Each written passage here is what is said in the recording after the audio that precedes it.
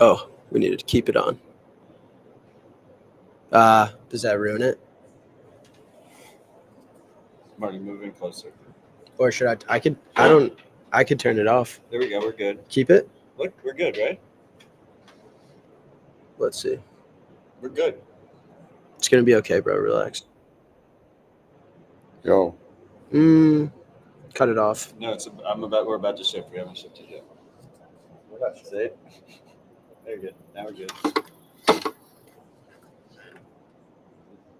Yeah, watch the restream. Don't watch the. Yeah, we're good. Yeah. Why is American Idol wearing a mask? Good. I think we're great. All right. Yo, welcome back to another episode of the Money Matters podcast, live from the jungle. Look at that. Ooh, ooh, ooh, ooh. They call me the Bitcoin Tarzan, vine to vine, stacking sats with the monkeys. We're out here in Costa Rica. That's no docs, right? No, we're good. We're out here in Costa Rica for the third annual HRF retreat in the jungle. Bitcoin's dipping. We're pumping Noster. We're freeing Ross in 8 days. Today, I've got some of the same and some new. This camera angle is really putting my brain in a pretzel. I could think in elliptic curves, but I can't figure out how to be a podcaster. But thankfully, I'm joined by professional podcasters. To my left, I think you guys have him to my left. Yes. Odell, all caps. Marty, TFTC, most of you probably know. But if they don't, Marty, 1031 partner, TFTC? 1031 Bitcoiner. Happy to be with you, gentlemen, today. Yeah, Marty's one of my partners at 1031. Yes, love having Marty. You know, what's funny, Marty, is we're in the beginning of a bull cycle. So anytime I bring someone on, they're like, who the fuck is that? No matter who I bring on Sailor and people would be pissed. Marty's legend, OG. And then to my right, Calle, the master of eCash, they say. Yo. I didn't say that. They said that. Well, How you doing? I'm good. Thanks for having us. Good? Yeah. Thank you guys. Thanks for coming. Okay. First, I think we got to talk about the price. Bitcoin traded with an 8 handle earlier this morning. It hit 89. We're coming to you live at block height 879,129, where $1 will get you over 1,000 sats. So Bitcoin is below 100K again. $1.8 trillion market cap. Is the government selling? I'm going to go to Marty. We've got potential sovereign debt crisis, bond yields through the roof, really, really strong dollar this morning. Everything's sold off. All risk assets are red. Are we going to have a credit crisis? I've talked a lot about the 2017 cycle where we opened the year at 1,000. We hit 800 before 20,000. Do you think Bitcoin can go a lot lower? Do you think the Fed's going to have to step in? Do you think the market needs dollar liquidity confidence? What's your take on the dip? Certainly. I mean, how low Bitcoin will go, I don't know. But as you said, risk assets are selling off and people need liquidity. As the dollar gets stronger and all these bond yields go higher, people need to service their US dollar denominated debts. And so they're going to sell anything that is liquid that can help them raise dollars quickly. Bitcoin, as we all know, is the most pristine asset. And also you do that 24/7, 365. And so I do think what we're seeing with the price dipping is that is a major factor, whether or not it's the government, the Biden administration. Selling Bitcoin, I'm a little bit more skeptical of. I don't know if they're definitely doing that. But yeah, I think we're approaching a liquidity crisis as all these bond yields goes up, the dollar rips, commercial real estate seems to be going through. Can't hear you, Marty. Oh, you can't hear They me? can't hear you. Can you hear me now? Is this better? Guess we'll just share. We'll just have to share this mic. But Just pass the mics. yeah, the long story short, Bitcoin's liquid. People need to service dollar-denominated debt right now, and so I wouldn't be surprised if the sell-off is due to that. But as we've seen in cycles past, as you mentioned earlier, Bitcoin is the leading indicator, the alarm bell. It'll sell off fast, but it's also one of the fastest to recover. So I could see this being a situation where if there is a liquidity crisis on the horizon, which I wouldn't be surprised if there is, we could see Bitcoin sell off a little bit, but it will also recover rather quickly, as we saw in the spring of 2020 during the COVID collapse. Yeah, so those two mics are working. Me and Calle? All right. All right. Well, then I have no choice but to rip my own opinion on the crash then. Go for it. All risk assets are down, are red. To me, that doesn't mean that you've got a unique one-off Bitcoin seller. I don't think the U.S. government is liquidating Bitcoin. We have no proof of that, right? Does anyone have any proof of that? It's just a Twitter rumor. Just for context, guys, when we talk about a credit crisis, as of Q3, I believe the Fed, their latest report, there's over $100 trillion worth of debt backed by $7 trillion of actual dollars, actual current base currency. So that's an excessive amount of credit backed by not a ton of dollars. And that dollar number has been getting lesser and lesser and lesser because the Federal Reserve, the central bank, has been trying to counteract inflation.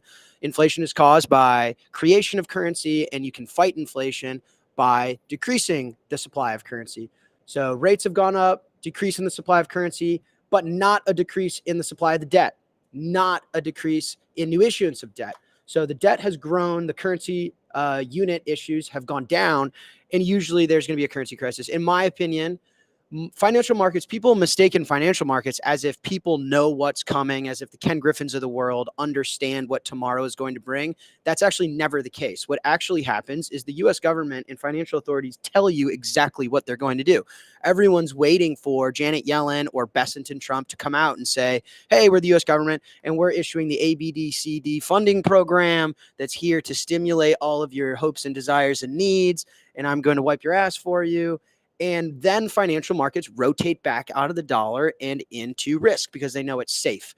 So in my opinion, I've said on this podcast a million times, the next 30 to 90 days, in my opinion, is incredibly unclear. Unclear meaning volatile. Could be to the upside, could be to the downside. It reminds me of the 2017 bull run when we were chopping around 1,000. We even went into the 800s for a bit. It reminds me of 2020. That COVID crisis, if you tried to trade the COVID crisis, you got wiped out. Bitcoin was 10K to open the year, 3K in March, and then went to 70K. It bounced around, really volatile, markets tremendously uncertain. I could see that again. I could see Bitcoin ripping into a 7 or 6 handle, 70K, 60K, extreme uncertainty, only for financial authorities to step in and reestablish confidence that they're not going to allow for a credit crisis. They're going to increase the $7 trillion number higher to proportionally match the $100+ trillion worth of debt. This is a time to buy the dip. Strike's increasing their position size in Bitcoin. We're growing our treasury. I have no lack. The last thing I'll say, 30 to 90 days, I have no idea what's going to happen. Over the next 12 months, it's abundantly clear that we're going to get a weaker dollar. Trump has said that. Bessent said that. Mathematics says that. So a year from now, Bitcoin's going to be way higher, but it could go from 100 to 60 to 500. And you need to be solvent and prepared for that. That's my opinion. It has nothing to do with a whale selling. This is everything to do with financial markets and strong dollar. I got nothing. Gee. I mean, stay humble, stack sets. I mean, that's what I think people really need to realize. And going back to 2020, we had that crash, but fast forward to 2023, when you had that banking liquidity crisis, what do we find out? You mentioned BTFP. The underlying collateral asset of the banking system are overwhelmingly treasuries and even commercial real estate. And if you look at both of those, the yields on the treasuries are ripping higher, already at levels not seen since 2022. And then commercial real estate, something to pay attention to is the delinquency rates on the commercial real estate backed securities is going up, approaching 2008 levels. And so you have a lot of the underlying collateral of the banking system becoming worth less. Yeah, and just for the listeners as well, a strong dollar does not support the existing financial system. And that sounds counterintuitive, right? Doesn't the United States want a strong dollar? And the answer is no. We live in a world where debt is monetized and where we owe dollars. You want the thing that you owe to be weaker, to be worth less. It's easy. It's easier to finance the debt. If I've given this example a million times before, if I owed someone 20,000 Chicago Bears tickets, that would be a fairly expensive Sunday for me to finance 20,000 people to go watch an NFL game unless I could devalue the tickets and make each ticket worth 1 sat. Then if it was 20,000 sats, it'd be fairly affordable. So because we live in a debt-based monetary system, it's in the United States incentive to have a weaker dollar because the debt is denominated in dollars. Also, all of our lives are predicated on financial assets. A stronger dollar means a weaker S&P 500, means a weaker Bitcoin price, means a weaker real estate portfolio. And that also is going to cause a massive recession and a lack of spending in the retail economy. So all in all, everyone is incentivized for weaker dollar. Weaker dollar is the only way to drive growth. It's the only way to close the gap on things like debt to GDP. Debt to GDP is at 130%. If you want more growth, you need people to be spending. You need people to have excess capital to start businesses, have kids, buy real estate, buy land, invest in future generations. And that is all anti-strong dollar. So I don't know. I've also always said this. Bitcoin is monetizing chaos. Bitcoin is long volatility. Bitcoin is a put option on the existing system. It's the antithesis of fiat. So my dad always taught me Bitcoin is the ultimate short dollar. It's the ultimate short dollar trade. If you understand that everyone needs short dollar, everyone needs a debasing currency, then where's the escape valve? Where's the hole in the boat? Where's the best place to sit and take the other side of that and monetize that world? It is Bitcoin. And so I don't know, stay humble and stack sats. Hopefully that made sense. Chat, if there's any questions there, that's a lot of information for someone new to the industry. But I don't know how to give people confidence. I've been in so many cycles and it's all the same. 2020, it's all the same. COVID crash, around the halving, market rebound. And markets wear you out or scare you out. You got to be patient. You got to be solvent. Bitcoin is a lifeboat. You work hard saving Bitcoin. Speaking of markets, I wonder what you guys think about this, but Bitcoin used to be very decoupled from the fiat system. So you could never predict what Bitcoin's going to do by just looking at the normal economy of the United States, for example. This has changed a lot since COVID. We all know that the correlation between Bitcoin and the S&P shot up to 90 or something like that, 0.9. I'm not sure where it is right now, but it feels like it's still up there. So the S&P dumps, Bitcoin dumps. When the S&P pumps, Bitcoin pumps with a leverage, typically more leverage than the S&P. So feels like whatever is going to happen to Bitcoin is what's going to happen to the S&P and the overall, let's say, tech industry, stocks, and so on in the United States. And that's why probably you can, with a very high confidence, say whatever Trump's going to decide in the next couple of months will affect Bitcoin heavily. Not speaking about the strategic reserves, but just from the point of printing money, lending money, borrowing money. So they used to be very different. I think things are much easier right now to predict the future. But I mean, I think that's more like on a short-term basis than a long-term basis. I mean, like regardless of what Trump does, Bitcoin should appreciate in purchasing power with adoption. And that's why we see cycles for the most part, right? Like if I do agree that on a Sunday, right? A Sunday you see Bitcoin dump 5% or 7%. When you wake up on Monday, global markets are going to be down. That's been the case. But then you also look at, a halving tracker chart. And the thing is like basically mirroring the 2016 cycle. And so you have to wonder to yourself, I think there will be people this cycle that think of it as a completely correlated asset to, especially since it's trading on the same markets, right? You can buy an ETF now, right? You can buy a MicroStrategy. They're going to think it's completely correlated, and then they're going to end up with way less Bitcoin because you will have those moments where it is just not at all. I'm looking forward to the moment where Bitcoin just does exactly the opposite of what you expect, which it usually does. Well, I think it's a good thing that you're calling it Bitcoin's become more predictable. I disagree with that. I think anyone that's tried to trade it wouldn't categorize it as predictable. I think it's become more an index of dollar liquidity, which I think to me means it's working. Dollar liquidity meaning how many dollars does the market have access to? We were just talking about the Federal Reserve has been effectively deleting dollars from the system. Bitcoin senses that before the rest of the market. It senses it globally. It senses it immediately, and it reacts proportionally. And so that's what, when I look at charts today, Bitcoin's reacting to not enough dollar liquidity in the market. There's not an excess amount of dollars to seep into financial assets and to live in a world where debt is monetized. I think that's a good thing. To me, that means Bitcoin is working. Again, it's become somehow one of the leading expressions of currency debasement and one of the leading indexes of fiat liquidity. And for anybody who's new to Bitcoin and the market for monetary goods, a good chart to go look up is the price volatility of gold during the Weimar Republic.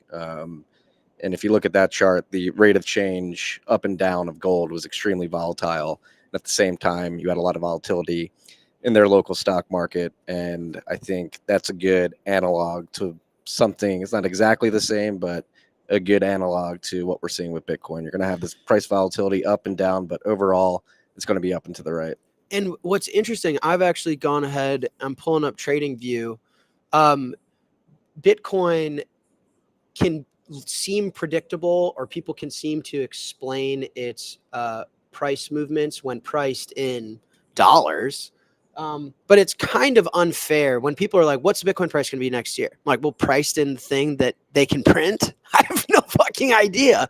But if you look at it priced in barrels of oil or gold or real estate, it looks like a much more rational instrument, right? So here's my let me share the screen here. Hold on, chat. Bear with me for 2 seconds. Let's take a look at this. So this, what we're looking at here is BTC USD. What? Do you think are we sharing correctly? Looks like it, yeah. We're good. Sorry. It's okay. We're looking at Bitcoin dollar, gold dollar. And obviously, Bitcoin is trending up against gold over time. You can look at the same cyclical behavior. Matt's right. We go through adoption cycles, which we can explain in a second. But what I find fascinating, whenever Bitcoin dips and I'm looking for technical support or I like charting analysis, I look at Bitcoin price at gold. Bitcoin's looks to me like it's retesting and revisiting the 35 ounces of gold, right? Can you guys all see that level? It, when priced in dollars, charts, to me, nothing makes sense, right? It looks chaotic. Marty's bringing up the Weimar Republic. It's chopping around. It looks like a rapid heartbeat. But when priced in gold, Bitcoin looks really simple. It looks like it goes through adoption cycles. It finds a high, a new distribution phase. If you guys look here, do you see that it's just retesting these highs? So to me, this looks fairly normal. Bitcoin's hanging around 35 ounces of gold. I don't know if that's useful as well, but this is far less chaotic to me than a fiat chart. Fiat chart, you're right. They're issuing at the front end, and Tether's owning the front end, and the long end is spiking. It's a lot more complicated when you price it in different assets that are governed by Mother Nature. It makes a little bit more sense. I don't know. That makes sense. You agree? I've told the chat already, I love looking at Bitcoin in oil. Energy is the base layer of money generally, right? And so energy prices are hard to track for humanity, but I love oil as a proxy to that. And watching Bitcoin's relationship to oils, to me, very, very healthy. Whenever I consider Bitcoin overbought or overheated or overextended price-wise is when I'm looking at it in energy terms. If I were to ever think about, I don't, for the record, I don't actively speculate and sell Bitcoin, but if I were to, that would be, I can get way too much energy per sat right now. It doesn't make a ton of sense. That I would never get that opinion from a dollar, though. I love looking at Bitcoin in terms of Ethereum. Always goes up. Beautiful chart. Well, we should It's approaching 3 million sats. we should pull that up as well. Argentinian pesos is 1 sat per dollar, 1 sat per peso. Here is let's pull this up for the chat. I've always found Ethereum to be the pulse of shitcoins. Do you guys still agree with that? I'm getting head nods. I guess that's the question this cycle. Well, because I joke all the time, but volatility is life. Saylor talks about all the time. For me, I like when you go to the doctor and they're checking your pulse and your heart, and you see it on the monitor. When a heart goes like this, what does that mean? You're alive. What if your vitals look like a straight line? What does that mean? You're dead. And so when people get upset about a choppy chart, volatility is life. Entropy is ever growing in the universe. Unfortunately, central authorities, central banks have tried to strip the volatility and the entropy out of your life. And when you're exposed to what is reality, it feels jarring, but volatility is what you want. When I look at this chart, this looks soulless to me. Not only is it going down, but it looks like if this was if I went to the doctor and they pulled up this as my vitals, I would call my dad immediately and tell him I loved him. It looks like I'm dying. So I've taken that as a proxy that shitcoins have no life right now, which I think all of us, that makes sense. But I don't know. I know I got good old Marty Jones on the pod this week, and it's the super cycle. It's the death of shitcoins. I have to be careful. But what do you think about shitcoins? No life? No, I think the marginal return on shitcoinery is certainly diminishing over every cycle. I mean, I think Ethereum, this chart makes it clear that Ethereum specifically is dying a pretty slow and a painful death for many people who are holding ether bags. Will there be other coins to pump? Probably, but I think again, the flash in the pan nature of these assets is becoming the life cycle of these things is becoming quicker and quicker, and I think we're just accelerating. And we've said this before, and I think for anybody who's new to this space, now, as it stands today, January 2025, Bitcoin has never been as de-risked as it is today, has never been solidified as it has been today. And another way to phrase that, Bitcoin, despite the fact that we're at 94,000, whatever it may be, and this is going to sound crazy, but it's never been cheaper than it is today. And the opportunity cost of playing the games of shitcoinery and trying to pick the shiniest new shitcoin that comes to market versus actually accumulating Bitcoin and using it as a long-term savings asset is higher than it's ever been. And so I think the big money particularly understands this, and I find it hard to believe that they're going to be aping into shitcoins. Yeah, well, I've gone on this rant a million times, but a million and one is better than a million. The reality is Bitcoin's just a much bigger use case.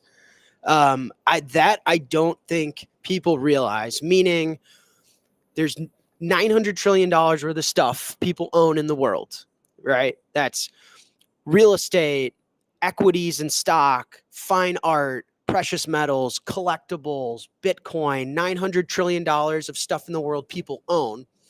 It's estimated that about half of that people have monetized as a savings account. They own their house not to live in it, but because they need to save their money. They own the stock not because they believe in leadership and because they believe in the product and because they're invested in future earnings, but because they have a 401k. They own the art not because it's consumed on their wall, but because they're going to sell it later. So half of the stuff people own in the world, they're using as money. Bitcoin is a better money. It's the best money in human history. So I estimate safely that Bitcoin is going after a $400 to $500 trillion in today's purchasing power opportunity. If we're at about $1 trillion market cap today, I think Bitcoin's got at least a 400 to 500x left in it in purchasing power terms, not in dollar terms, because we know that will continue to get debased. Okay, so that is a massive, you can solve half the world's problem by supporting Bitcoin and it being adopted as the world's money. And it will what? Bitcoin will fix housing. People will sell their excess homes and buy Bitcoin. People will sell their excess art and buy Bitcoin. People will sell their equities and buy Bitcoin. It will restore the ability for everyone to consume the market goods that they need and save the time, energy, labor, work, effort that they want. Now, what is Ethereum? What's the Ethereum market opportunity? Is it $500 trillion? No, right? What's the market cap of Amazon? $2 trillion. If Ethereum is, half as good as Amazon, it's a 1/500th of Bitcoin. And so I think what people don't understand is Bitcoin's the only money. These things are technologies. When someone says I'm going to decentralize dentistry, what's the market opportunity of that? $100 million if you're the Steve Jobs of defying dentistry? So these things are not nearly as ambitious enough, and not nearly creating enough value for society to even be in the same sentence. And I don't think people nearly appreciate that. Ethereum should be 1/500th of Bitcoin. No, seriously, given the logic I just displayed. So it's severely overpriced. And I don't know. I think people are just beginning to say that because your endowments in your sovereign debt markets and your central banks and your governments and your newly elected presidents, they're not interested in investing in technologies. They're interested in solving money. So again, the market size for who is the bid of Ethereum, who's the buy side, who's filling the order book with bids, like San Francisco VC funds, and who's the bid side of Bitcoin, right? It's like $500 trillion worth of buying power that has to get allocated. I want to just mirror what Marty just said there, because I think Bitcoin has never been in a better situation than it is right now. A couple of years ago, there was still the vague possibility that Bitcoin would be overturned, made illegal, regulated to death. Today, we're completely out of those waters. No one even remotely considers that that's going to happen anymore. Now with Trump and the ETFs, it's basically the chance of Bitcoin being killed has dropped to zero. I think we all agree on that. And that just simply wasn't the case, let's say, 5 years ago. And then another beautiful thing happened when the Ethereum project started the migration to proof of stake.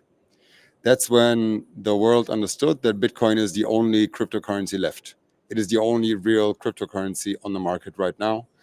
And, some viewers will know the meme of this guy ripping the bong while two girls are fighting each other.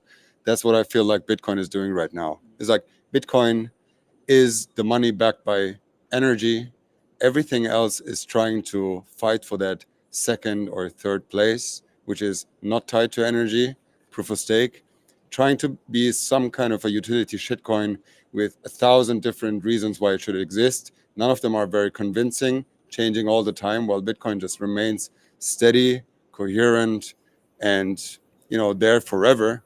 And I think we're just in a place where we can now just kind of look down on these projects and say, thank you for making space. Thank you for vanishing into the abyss and irrelevance. And now go fight with Solana, right?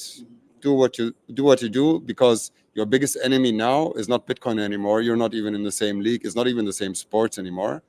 You're fighting against Solana to put JPEGs or DeFi, degen stuff on your blockchains. It will come and it shall go again. And we all know that. The investors know all that. If you are looking for long-term stability, the only thing on the table is Bitcoin. So it's a beautiful, beautiful time to be in Bitcoin. And I think that's going to convince many more people in the years to come, because that simple dismissive attitude of, well, we actually don't know. Maybe they'll just turn it off. Maybe the internet will go down and then Bitcoin will be valueless. All that bullshit is now gone, and we can sail into the horizon. Thoughts? I mean, we're kind of watching a slow motion race to the exits in shitcoin land, right? And it's not happening all at once. It's going to take some time. There'll be short-term pumps and dumps, but that's a completely different thing than long-term Bitcoin accumulation. And it's just apples and oranges. And I would echo everything you just said, but also add, I think it's great for us as Bitcoiners, great for us at 1031, is that everybody's distracted by these memes in shitcoin land, whether it's DeFi, AI on blockchain, whatever it may be. Everybody, in my opinion, I feel comfortable stating this opinion strongly, because even though it may seem contrarian to many investing in crypto, DeFi is a complete LARP. None of these things are decentralized. They're not actually solving any pertinent problems that individuals have. And I think what we're going to see emerge this cycle is not the decentralization of finance, it's the Bitcoinization of finance. The financial stack that we've built up today, as Jack mentioned very articulately earlier, is built on this stack of debt that always dictates that at some point in the future, the Fed and governments need to get together and the base currency. You essentially need to recapitalize the financial stack that's been built up with better money. And that's what I think we're going to see begin to emerge this cycle, is the Bitcoinization of finance. And then things like Callie's working on with Cashew, like when you talk about reimagining the banking system, this is where the signal in terms of actually rebuilding the banking system exists. It's things like eCash and the Cashew protocol. 100%. 100%. You go from debt-based monetary system to a hard money monetary system. And a lot of us here are either investing in that future, building that future. I think a common misconception is that people think Bitcoin disrupts institutions, as if Bitcoin displaces people from ever being a customer of anyone else. I disagree with that. I think Bitcoin provides the proper checks and balances to institutions, disrupts the incentives, changes the game theory, holds everyone accountable fairly. Like anyone can audit the system, anyone can self-sovereignly own the base currency, but I don't think it disrupts institutions at all. If anything, it empowers institutions to be more trusting and build a stronger relationship. But that's why I'm obviously bullish Strike, but I don't think Bitcoin disrupts Strike, for example, or disrupts the ability to invest in businesses. I think oppositely. I think Strike can have a more powerful relationship with our customers than Chase, JP Morgan ever could have. It's common misconception, though, as if we're going to live in this like fully decentralized, companies provide efficiencies to the marketplace. People are willing to pay for good products. I don't think that goes away ever. So yeah, we have to build it 100%. Cool. All right. Well, the dip won't last forever. Buy it. I got to read you guys a text from Dollar Bill. It was just hilarious on the price dip. He texted me. I told him I'd read it on the pod.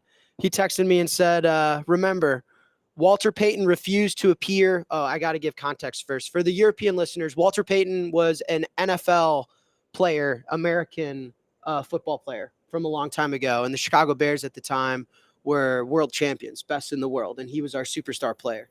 Cool. So for the Europeans in the world, Walter Payton, legend, American footballer. And Dollar Bill wrote, remember, Walter Payton refused to appear in the Bears' famous Super Bowl shuffle video. That's why he looks spliced into the final version. You should look it up. Walter Payton considered it arrogant and bad luck to celebrate a Super Bowl appearance before he actually won the Super Bowl. Kind of reminds me of titling your Bitcoin party the Bitcoin 100K party before you hit 100K. I knew we were dipping at least 10% after everyone posted pictures at that. Whoops. Oh, it happens. We'll be back. We'll have another 100K party when we break it. Oh, Dollar Bill's the funniest trader I've ever met. Dollar Bill, y'all. All right. I think transitions are tough in podcast land. What about, we're talking about Bitcoin as a monetary asset. What about real estate as a monetary asset and the LA fires? First of all, I think everyone on this show, we're pro-humanity, pro-love. None of us want violence imposed on anyone, as far as I'm concerned. I don't want to speak for you guys. So I hope everyone's okay. It's not a situation any of us are cheering for or love to see. Speaking on it and analyzing it and commenting on it from a monetary sense, this is one of the reasons Bitcoin's the best money in the world. People talk about frequently, well, my real estate can't get hacked. The government can't come audit my, real estate Coinbase account. Yeah, well, a lot of people woke up and their real estate was hacked and it's gone. And your insurance company all of a sudden can't finance to rebuild it. And all of those property taxes and all of the operational upkeep and all of the assets inside of the real estate are also gone. And all of that spend is marked down to zero. It costs me nothing to hold my Bitcoin. There's no property tax. I can store it in my brain. It comes with me wherever I go if I want it to. It is pristine money. It's the best money in the world. And so it really sucks for those that are experiencing the downside. But this is a perfect example of, real estate can get hacked, I guess. If supposedly some guy lit a match in the woods and everyone's real estate got hacked in Los Angeles, sounds a lot less secure than Bitcoin.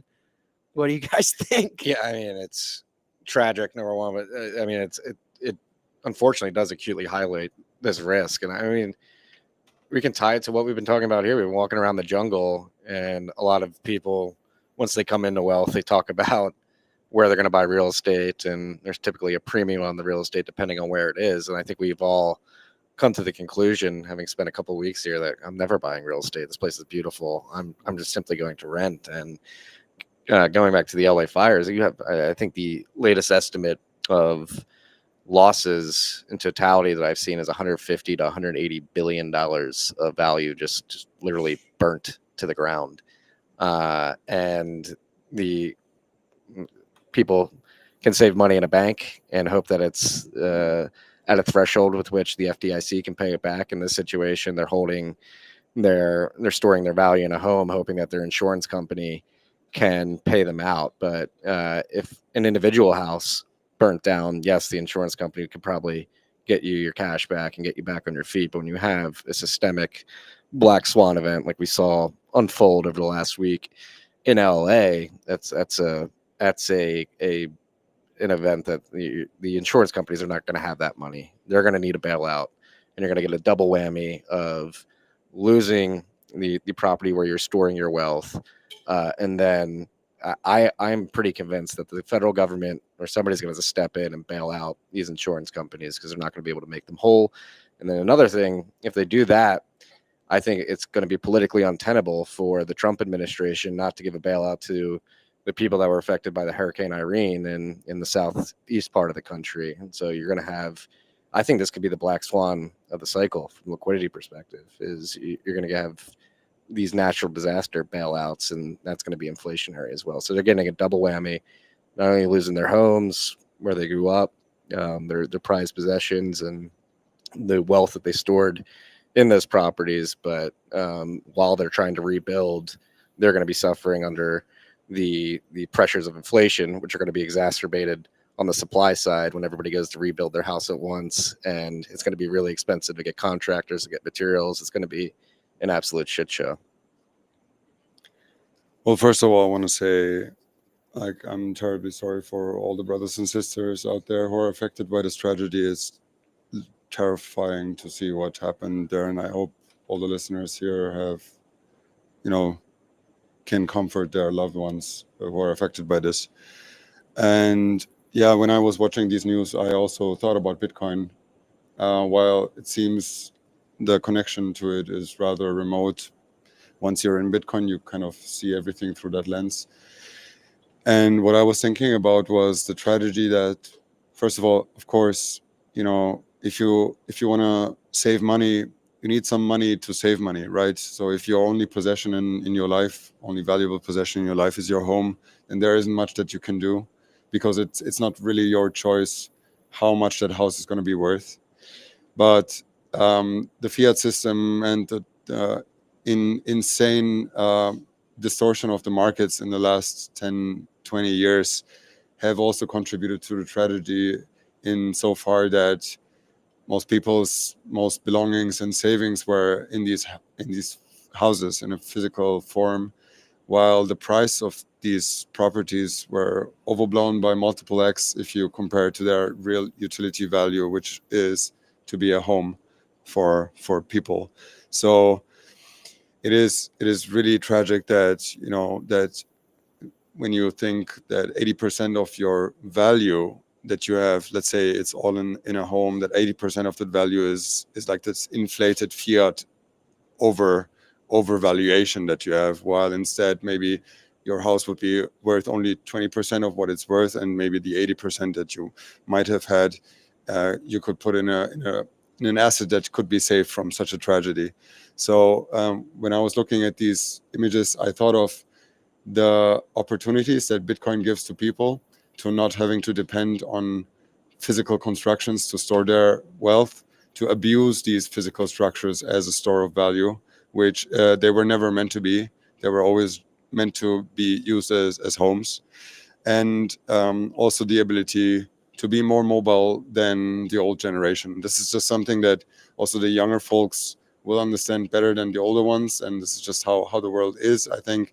But if you're young today, then you should really keep in mind that the world is not getting safer right now. And whatever you can accumulate, you want to keep for the future is just the best thing to do for you and your future family. And Bitcoin gives you the chance to put the work that you put in to your work and to your own advancement in life and store it in safe cyberspace. Bitcoin cannot burn by natural disaster. It is the safest store of value that has ever existed.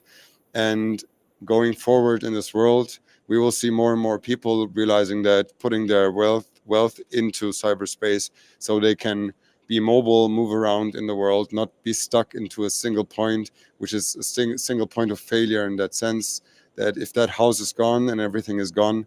So I advise to younger viewers especially to think about how they can make their lives less dependent on the place that they are in right now, and how they can prepare themselves for the case where they would have to move to another place. And the banking system cannot really give you that. It still gives you more flexibility than owning real estate, that's for sure. But you're still tied to a jurisdiction. You're still tied to your bank. Moving the money around in the bank will just cause headaches for sure for you. So, you know, I don't want to say haha and gotcha like to these people. No one has deserved any of this. But obviously, if the majority of people would keep their wealth in a store asset like Bitcoin, the damage that has been done would be way less. Well said. I mean, I would just add real quickly here that it's important to realize that a lot of these people had very, very little time to evacuate. And, you know, Bitcoin is an incredibly powerful tool. It gives you a lot of optionality. And it's important when you're thinking about how you are storing and securing your Bitcoin to think through these different types of scenarios. Geographical redundancy or distribution of keys. Something as simple as keeping your backup phrase in multiple places in different geographical locations can greatly benefit you in times of crisis.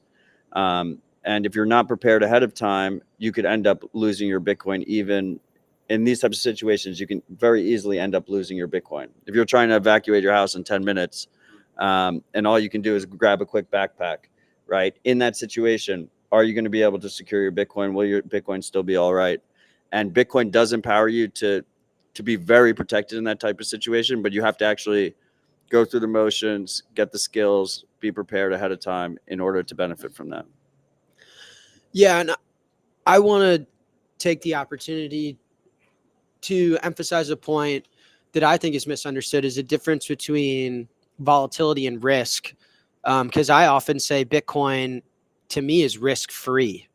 It's a dicey thing to say if I don't have an opportunity to explain the context, but volatility is not risk. Volatility is volatility, famous trading quote, meaning this. My Bitcoin cannot get burned down to a natural disaster. My Bitcoin, I don't pay property tax on it. It's difficult or impossible to seize it from me. If Bitcoin's gone up 60% on average annually over the last decade, it is effectively risk-free to hold it for free in my brain, impossible to be seized, impossible to burn down. And when you think of something like real estate, you guys want to know what the risk is? Turn on your local news. That's risk. When people say I've levered myself to buy a bunch of Airbnb properties and that's how I'm going to save and build my wealth to build for retirement and finance my family, there's significant risk in that. Significant risk in property taxes, in upkeep and natural disaster, in future demand to rent the property, in interest rates, the counterparty risk is significant, and people underestimate that. They tremendously overestimate and overvalue the risk in Bitcoin and misunderstand it entirely. It's not risk, it's volatility. And they underestimate the real risk in every other thing you could monetize, because you have a counterparty, whether it's your government, whether it's the woods behind you that could light on fire, like the counterparty to your house in LA was the tree behind it. Right? I mean, that's a crazy thing to say, but it's true. The counterparty risk to your house is the thing behind it that could light on fire. How do you price that counterparty risk? Well, insurance companies clearly couldn't, right? It's hard. So I consider Bitcoin risk-free in that way. If someone tries to get me to own anything, it's, can you beat 60% risk-free? Maybe you can give me 61%, but with the risk included in that, well, I then have to discount it heavily, right? You have to beat the hurdle rate of 60% risk-free, which is why you guys know that's listening, I don't own anything other than Bitcoin.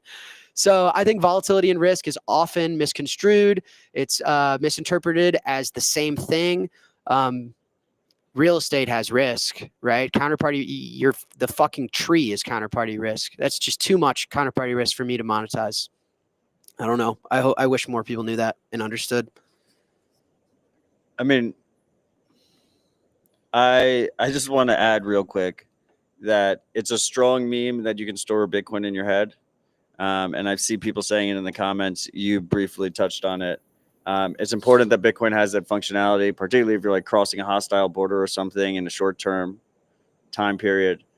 But please, please, please don't rely on storing something as valuable as Bitcoin in your head long-term, because you will probably forget whatever you're supposed to remember and lose your Bitcoin. So don't factor that too much into your threat modeling. No, I'm meaning it more as a point of expression. No, the live chat was worse than you. You're good. Oh, okay. Yeah, you did it as a strong meme. The fact that you can is incredibly powerful.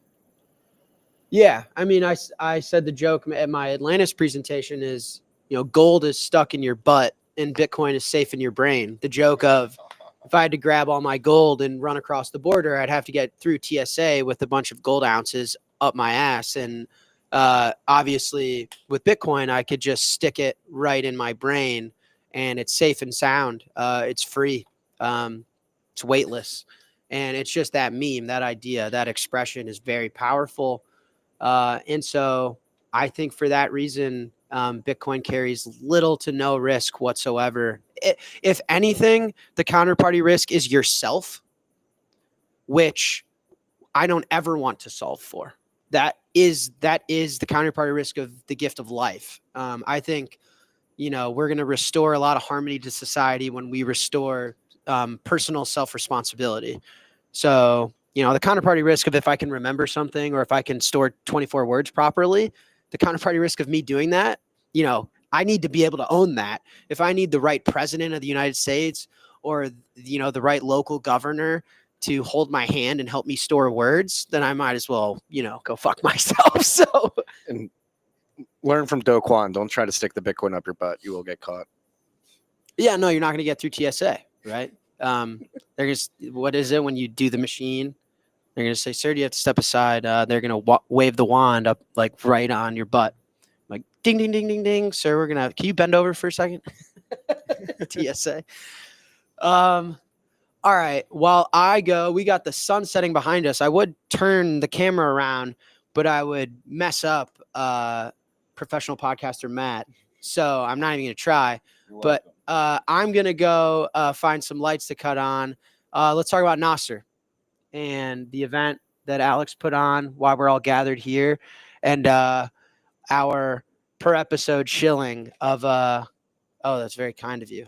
There's got to be a light here. Let him turn the side lights on. Yeah, right? yeah. But let's talk about Nasser and why it's a better internet than the one we have right now. Calle. All right. Can we assume that everyone knows about Nostr here? Or should No. we just give you a quick rundown? All right. So Nostr is a decentralized social media protocol that has been invented by Bitcoiners. It is not only for Bitcoiners, but lots of Bitcoiners are using it right now. And you can think of it as in the first approximation as a better way of making Twitter. And the problem with any social media platform like Twitter is that it is controlled by either a company or an individual.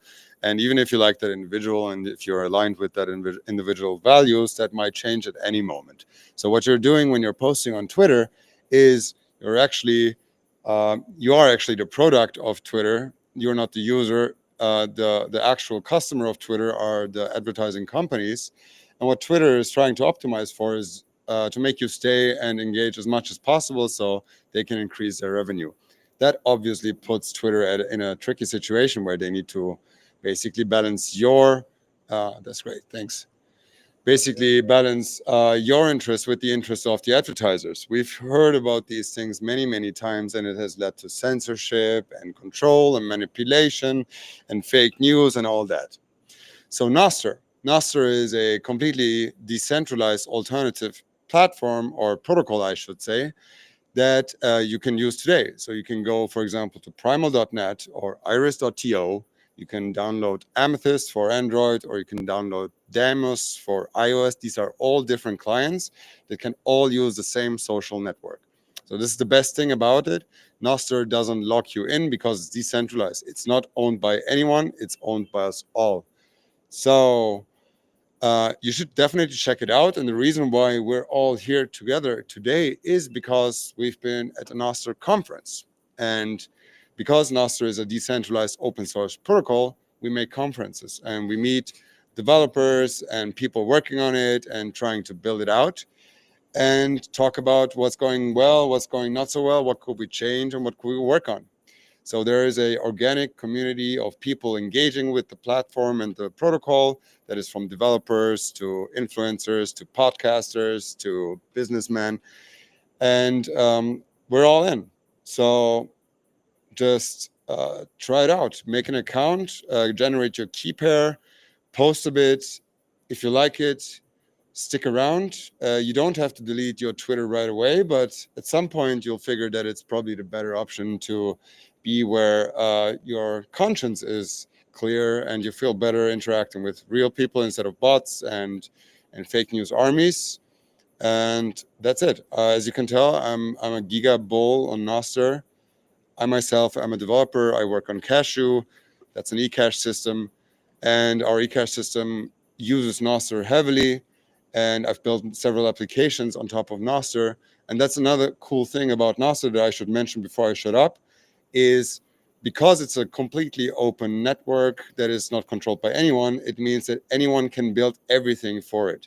So on the same network where we do GMs and Pura Vidas to talk to each other, like in a social network, you can also make Bitcoin wallets talk to each other. You can build news feed bots. You can build video streaming platforms, all inside the same platform and the same protocol.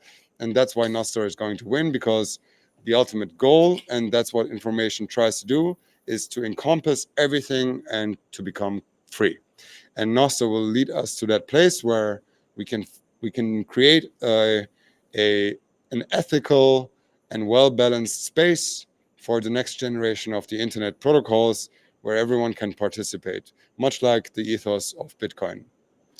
Yeah, building on that, much like Bitcoin gives you the ability to exit the fiat system, the debt-based system controlled by central banks and governments, Nostr gives you the ability to exit the big tech data vacuums that these social media platforms and other types of applications and companies that depend on data and communication. You can exit from that and actually control your data. And similar to a Bitcoin wallet, if you save your seed phrase, and let's say you're using a Trezor and you want to stop using a Trezor and use a cold card, you can upload your seed phrase into the cold card and your Bitcoin will be there. Similarly with Nostr, if you're not happy with a client or an application that's built on the protocol, you can take your Nostr, what is akin to a Bitcoin seed phrase, and put that into another client, and all your data is there. And as Calle mentioned, a lot of the first applications that have been built over the last 3-4 years on Nostr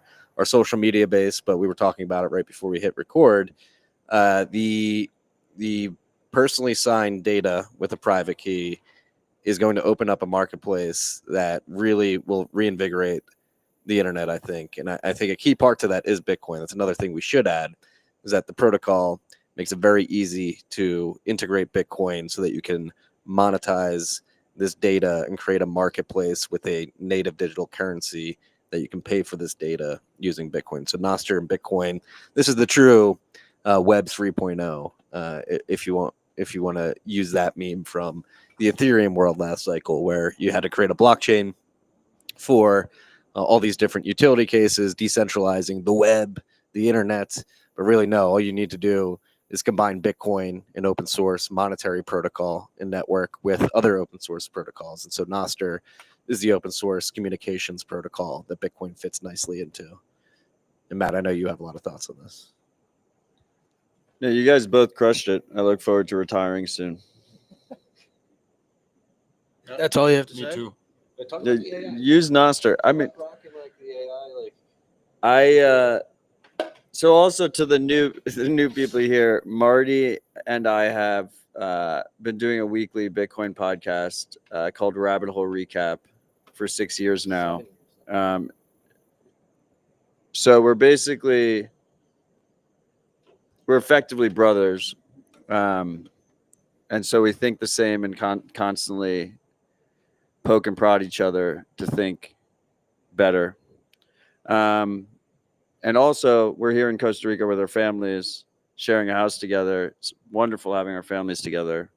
And I got about 45 minutes of sleep last night because my kid had a fever, but he's feeling better now. So I'm a little bit out of it. But anyway, Nostr, every message is cryptographically signed. And what does that mean? That means that you can verify it client side. So your app is just automatically verifying that message has not been changed. And that message was posted by who posted it, right? So Marty sends a note, Marty sends a Nostr post. You know Marty sent it, and you know it was never changed. And you don't have to trust anybody to make that conclusion. So when you start to think about the way Elon is using X, which he's using X to feed into XAI, and he's using it basically as a real-time information gathering for the LLM, for the chatbot, right? So you want to ask the chat, like, what's going on right now with the LA fires? Have they moved here or have they moved there? And you ask all these different chatbots, Grok will give you the best result because they have constant real-time data. Now, the only way he's able to verify it is through a completely centralized stack that relies on his proprietary code that nobody else can use. With Nostr, what you start to see at scale is you start to see this database. You start to see this database get built up around people all around the world without permission are able to post verifiable content. And you're able to rate that content effectively via verifiable reputation. This idea that as people use these apps, they're building reputation up over time on whether or not they're credible or whether they're not credible. And so, I mean, I think personally that Nostr becomes the most important data set when it comes to machine learning, when it comes to LLMs, when it comes to the future of AI, however you want to put it. And the beauty of it is that anyone can build on top of it without permission. So XAI, for instance, just raised a $6 billion seed round because the information is proprietary, because OpenAI cannot use that information. Imagine the type of tools that humans will have available to them if anyone can build on the world's global, credible, verifiable data set. And we're basically bootstrapping it with shitposts right now. So just come join us and have fun. Yeah, I think let's talk more about maybe the problem with the internet today. For those maybe unfamiliar. So I guess the way I think about it is, this is the first time I've ever shilled Nostr, so you guys got to give me some feedback. I'm going to try my best here. But for my audience, the way I think about it is human innovation is always built on something that already exists. Everything that you found valuable in your life that you used something else to innovate on top. Like Shakespeare's stories were built on local folk tales, and a lot of the television and the entertainment you use today was built on top of Shakespeare. cypherpunks, built a lot of cryptographic tools. Adam Back then used those to build proof of work. Satoshi then used that to build Bitcoin, meaning the humanity is the story of engineering a better world. And engineering a better world consists of access to information and the ability to learn, access tooling. And really the genius of creating is taking two things and combining them to make something new. So fundamentally, humans need to be engineering, and fundamentally, humans need access to information, access to tools to create. The internet was a phenomenon fundamentally in information access. It greatly expedited and opened up the access to information. If you think of something like a television network like CNN, we went from one broadcaster in CNN broadcasting you the information from TV to everyone being a broadcaster. Everyone on the internet could broadcast information. So instead of being reliant on just CNN in being the expert in everything in the world, we greatly democratized who was authoring and broadcasting the information and our ability to consume said information. And again, I bring it back to fundamentally the story of humanity being about engineering a better world is the more access we have to information and the more access we have to tools, therefore, the better our ability to create more. The problem that we found ourselves with the internet decades later after its creation is how do you discover said information that people are publishing, right? The problem is if everyone in the world, all 8 billion people, are creating information for us to consume, it's very difficult to search it and find it and source it. And we had a concentrated group of companies that would gatekeep and allow access to the info. And that's the problem. The problem that the internet really could never solve is how people publish and consume the information in a convenient way. Because again, I'm very confident our species is destined to democratize information and make information as accessible as we possibly can. It acts in our best interest to continue to innovate and grow. And a lot of the issue was all of a sudden Mark Zuckerberg and Elon Musk, they became the arbiters of info. And by the way, a computer isn't smart enough to know what information is good or bad. It's very unnatural to say that you can see this information or that information or not and such. And so the way I interpret Nostr from the very simplest form is trying to build an internet where there are no central arbiters. Is that can we build a place for people to broadcast information and a place for people to consume information without anyone arbitrating and deciding what information is allowed to be broadcast and what information is allowed to be consumed? Because the thing that I think people need to understand is, I care less about analyzing if Mark Zuckerberg is a good or bad guy. You know, it's really a waste of time. I find it not useful. It's just, it's anti-human for the internet to have unnatural laws and rules and governance, for people to be deciding what information is allowed to be broadcast and what information is allowed to be consumed. Because going back to, you know, the innovation of Shakespeare and storytelling and entertainment, or the innovation of cryptographic tools and proof of work in Bitcoin, is, you know, pro-human is pro access to information. So that is how I fundamentally see Nostr. Now, I don't know how people are going to use it, what use cases are going to be adopted first, how the growth trend is going to play out. I have no idea.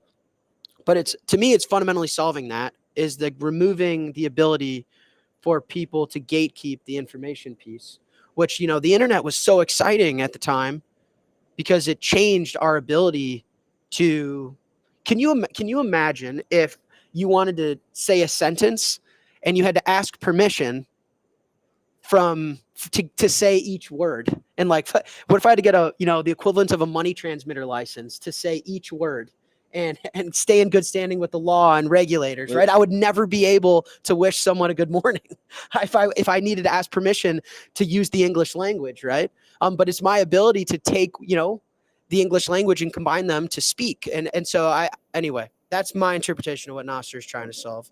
I think that was incredibly well said. I like analogies, right? So I think there's something there about before the printing press existed, books were heavily gate kept, right?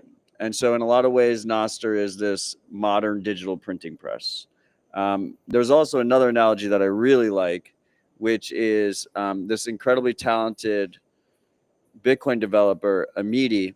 I was explaining to her Noster. And it's so interesting when you talk to different people about Noster, they come at it from different perspectives. And she was like, oh, yeah, the internet is basically built on a foundation of handshakes with suits. And Noster fixes that. Like, literally, that is how our modern internet works. Just a bunch of suits around the world, shaking hands, making legal agreements, and requiring permission. Noster allows you to do it in a permissionless way with cryptographic signatures, so everything is verifiable. And before I pass it to you, Calle, real quick, just one practical piece of response to the live chat is people are asking if we are streaming to Noster. We are. You can go to a site called zap.stream, and it's live there. And the cool part about that live chat is it has Bitcoin built into it, so you can send Bitcoin to Jack without permission. Here's what I want to say to this. First of all, to anyone listening who doesn't have a Nostr account yet, I'll repeat one option how you can get a Nostr account just now. Take out your phone now and enter in your browser or app store Primal, Primal. It's one of the best apps that you can find. And go on Nostr, make your account, and start chatting and sharing things. So how I think of Nostr and why I think it's one of the most important and most exciting things happening right now on the internet is the internet started as a so-called consumer economy. In Web 1 was the old times in the 90s, early 2000s, where we would go to websites. I know this is an ancient concept to most, but people used to have homepages, HTML homepages that you would put on a server, and then you would literally type in the address of that thing that you want to reach, and then you would read the content there. This was terribly slow, but it was already very new and revolutionary, obviously. We then transitioned into Web 2.0, which is still where we're still hanging around today. And the Web 2.0 is the creator economy.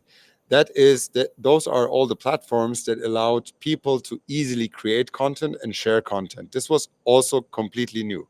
Back in the day, in Web 1.0, the internet was static. With 2.0, it became dynamic. That means anyone could create posts, upload pictures, and we would all aggregate them on these centralized services such as Twitter, Facebook, Instagram, and all that stuff. So this kicked off an entire industrial revolution. It was huge. Everyone could participate and new markets emerged. What Nostr now achieves is the next step. And this is the next logical step, which is to get rid of the gatekeepers of the creator and consumer economy and allow anyone to post anything. Because what Web 2.0 will do is to limit your speech and the way that you can express yourself. And there is a good reason why they do that. First of all, it's too much of a risk.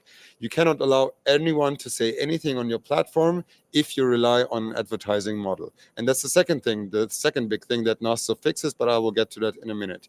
So these centralized services and platforms that we use today currently all have a very clear and fixed idea of what you as a user should be. And this is how you make them the most profit. You should post your pictures that are, that incentivize others to do the same. And you should post text that doesn't link to anything else so that people don't exit your website. Or you can post things, text about political events that are supposed to be private, and so on and so forth. So there's so many incentives and rules about how these services are supposed to be used, which again comes to the point that you're not actually the user, you're not actually the client, The client or the customer is the advertiser. And that comes to my second point, why I think that Nostr, and particularly in combination with Bitcoin and with eCash, allowing this value to travel instantly and with speed of light across the web, is for us the first opportunity to switch the foundation of the internet from an advertisement-based model to a model where we can pay each other peer-to-peer directly, value for value. So if someone puts up a photo that you like, posts a picture,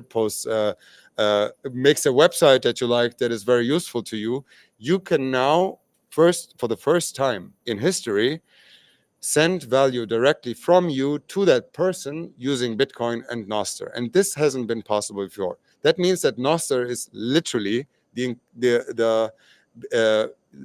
represents a threat to one of the biggest industries out there that we have. And that's why I'm so damn bullish about it, because not only does it fix human rights and censorship and allows for more equitable access to the richest source of information that we have on our planet, but at the same time, it also gives the users the control back and allows for the creation of incentive structures that do not distort the incentives and do not limit speech and do not put you in a situation where you're being abused as a user instead of your voice being able to reach as many people as you would like. Yeah, I think the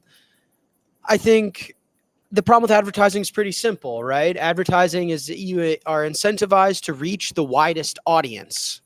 That is inherently a problem, because how do you build a product or media that's appealing to everyone, right? If I had to appeal to 1 billion people, well, I can't like the Chicago Bears then, because someone else is going to like the Green Bay Packers, right? I can't like eating steak because someone's going to be a vegan. So the problem with needing to appeal to everybody is you're diluting the quality of the content. You cannot let someone say, hey, fuck you for wearing that dress.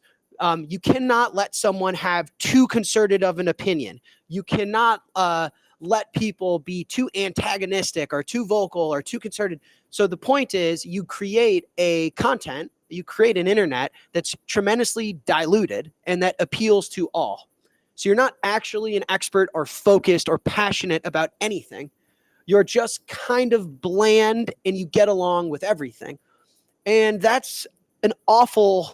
But that's what obviously advertisers want everyone to be vaguely interested in the thing versus everyone have access to be vocal about what they believe.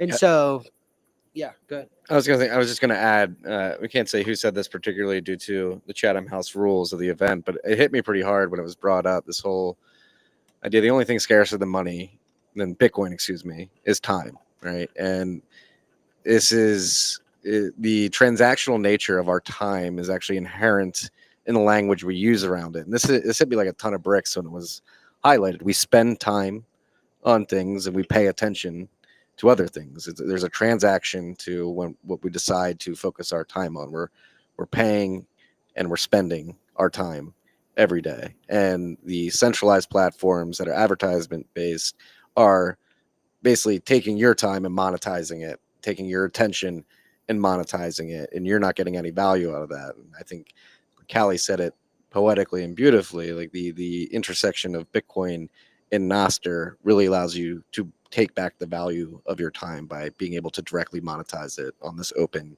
communications protocol. Yeah, listen, guys, when we you look at Elon and what he's trying to do with Twitter and what he's now calling X, is he got in a fight with his advertisers. Disney and ESPN, they were really upset with people disagreeing on certain political topics. Why? They want a neutral, comfy, cozy platform where everyone can agree. And they don't like opinions that people disagree with. They don't like fights. They don't like creating a product that they're advertising for that splits community. But unfortunately, that's natural. I've never met someone that agrees with me on everything, and that's beautiful. And so advertising, unfortunately, on the internet acts against it. It disincentivizes the very nature of society and humanity. So yeah, if you can build an internet that isn't reliant on advertising, you can solve a lot of the core fundamental issues that make our species better with the internet. So I guess like the last thing for me, maybe Matt has one more, but for me is people sometimes are like, how can I support Nasser? What am I supposed to do? You got to just go and just post stuff. You got to just create an account and post stuff on there, because again, going back to my initial point, it's an information network. It's really valuable because we're going from one radio station in the 1950s that everyone had to listen to consume their information, to now a network where everyone can produce information and consume information. And so the network is only as valuable as information on it. And so we're so early where just download an account, post pictures, voice opinions, engage with other folks, and just contribute content. And you'll be able to digest and consume lots of content on this network that you can't find other places, because there's no one arbitering and getting in the way. So my advice to anyone, there's a Bitcoin stuff in there and you can do zaps and everything, but like from a baseline, just like download an account and just start posting stuff. Yeah. If you want to stack some easy sats, there is a bunch of low-hanging fruit sort of communities that I've become accustomed to on X that don't exist on Nostr. FinTwit, if you're out there, you want to start posting on Nostr, do it. Architecture urbanism accounts, if you want to start posting on Nostr, do it. I will zap you. And going back to the advertising comment and going back to spend time and pay attention, and the fact that these platforms are monetizing your time and attention via advertising, I think the jury's out whether or not advertising will go the way. People need to advertise their businesses, make people aware. The beauty of Nostr, and we've seen this begin to develop, is this concept of zapvertising, where if somebody wants to advertise something to you, they can get your attention with a zap of Bitcoin. They're essentially paying for that attention, which is may not seem too crazy, but it's pretty revolutionary in terms of what we're talking about here. Yeah, just to clarify that, obviously advertisement will always exist, but at least on Nostr, you as the advertiser and the user are on the same level. You are the same. There is no one with more power on Nostr. So, and that is not the case on any social media platform today. Usually you as a user are being abused in favor of the advertiser, and that cannot happen on Nostr. So I'm very confident in saying that in Nostr it will be a more ethical space. So also, just before I wrap up here, I want to say, as Jack said, go on Nostr, make an account. You can repost anything that you post on Twitter, also on Nostr, but try to feel the difference. Try to feel what it feels like when you post on a network where no one profits off your speech. Just feel and see what it feels like when you are completely in control of what you do and no one else has any say in what you can or cannot say. It just feels better, and I'm pretty sure that anyone can notice that.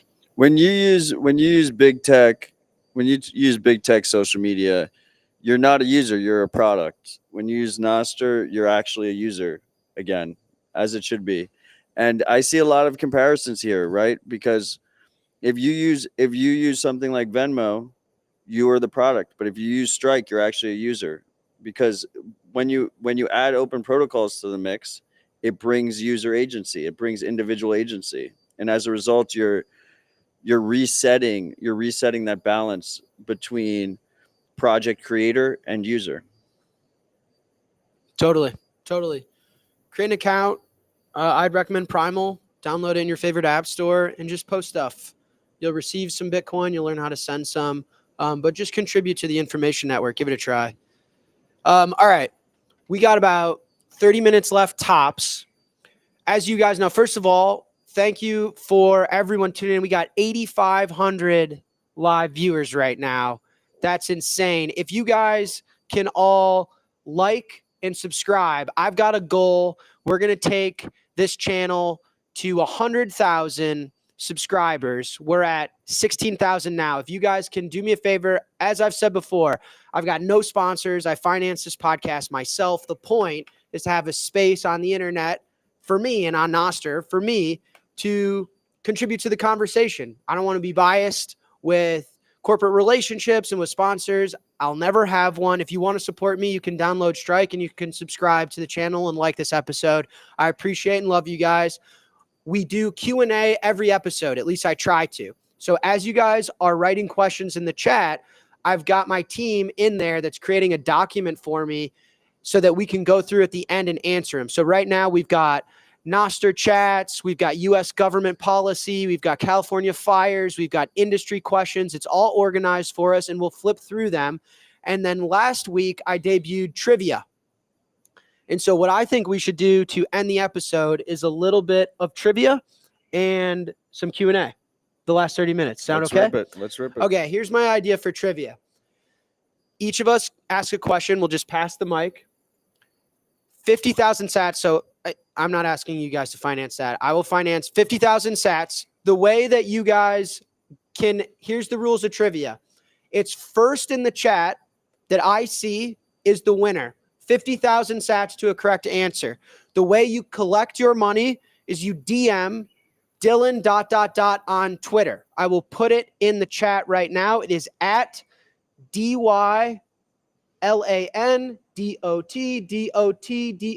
Dylan ... spelled out in English. You DM that on Twitter with your Lightning address or your Strike username to collect your sats. We are doing Q&A. We will give you a question. The first correct answer that we see in the chat is live streamed on the screen. 50,000 sats. I'll sprinkle in a few that bump it up tremendously, but we're going to stick with 50,000 sats for now. We'll pass the mic. You guys got to come up with just random questions that have a clear answer. We'll get the chat going. Chat, let me know that you guys are ready for it. The chat last week loved the Q&A. Loved the Q&A. We spent like an hour doing it. I was sick. I was snot falling out of my nose. Just man of the people. Just fight through it. Give them the sats. And then we'll end with some questions. All right, chat. Are you guys ready? We'll give them a sec to get situated. Everyone, especially on the YouTube, make sure that you're all the way caught up live. All the way caught up live. Click the live button. You got to be obviously watching the latest and greatest, or else you're going to be late. All right. My first question for trivia. Who were the three founders of the Satoshi Nakamoto Institute? First and last name. Who were the three founders of the Satoshi Nakamoto Institute? First and last name. Correct answer gets 50,000 sats. I love this game, man. It's so much fun.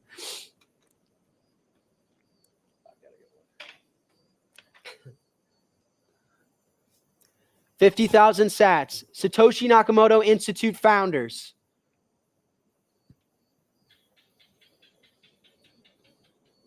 Wow. Slow.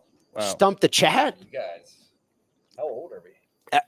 Alex Gladstein, incorrect. Good guess. Incorrect. There are three of them. That's the only clue I'll give. There's one. There's one. You got to give me all three.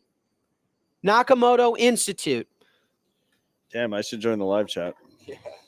I bet you the Nostra chat. It is was already not figured Bob Dylan, Bozo the Clown, and Oh, Doc Capital got it. Pierre Rochard, Michael Goldstein, Daniel Krawitz. Is that how you say it? Krawitz?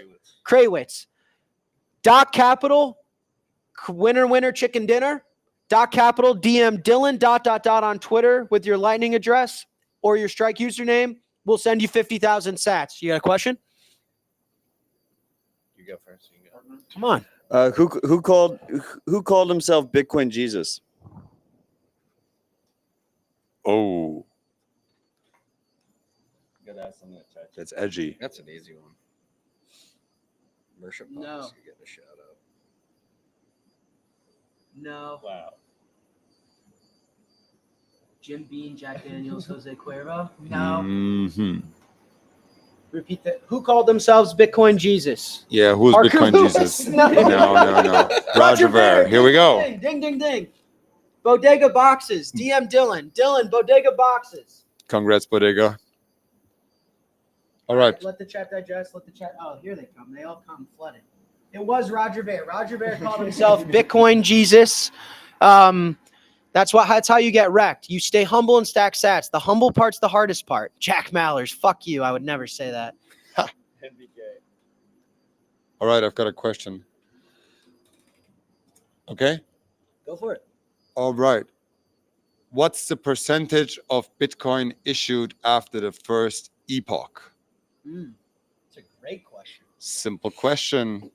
First epoch For those who means know. first halving. Yes. First epoch means first halving. First 4 years. What's the percentage of Bitcoin issued 50. Here we go. Rex Rex? Monte, 1. Half of all Bitcoin were issued in the first 4 years. Great question.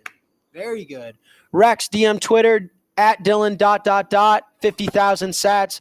That's correct. Satoshi issued, well, he didn't. The network, he programmed the network to issue half the supply within the first 4 years. Marty Jones? Laszlo is a gentleman we all know for making a very famous Bitcoin transaction when he spent 10,000 Bitcoin on 2 Papa John pizzas in 2010, I believe, May 12th, 2010. I believe he's very well noted for that. And people do not know that Laszlo was a prolific contributor to the Bitcoin space. Laszlo created the first Bitcoin client of this operating system. What is the operating system?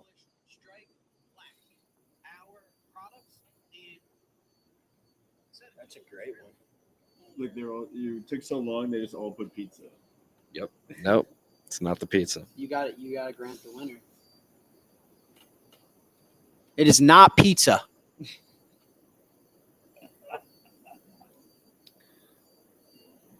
Marty Jones? Not Linux. Brett PG, wrong. Bird got it. Mac OS. Mac OS, Bird, Dylan, Bird, winner, winner, chicken dinner. Laszlo, known for the pizza, created the first Mac OS implementation, and also created the first GPU for mining. That's what I thought you were going for. GPU mining. Okay, my turn.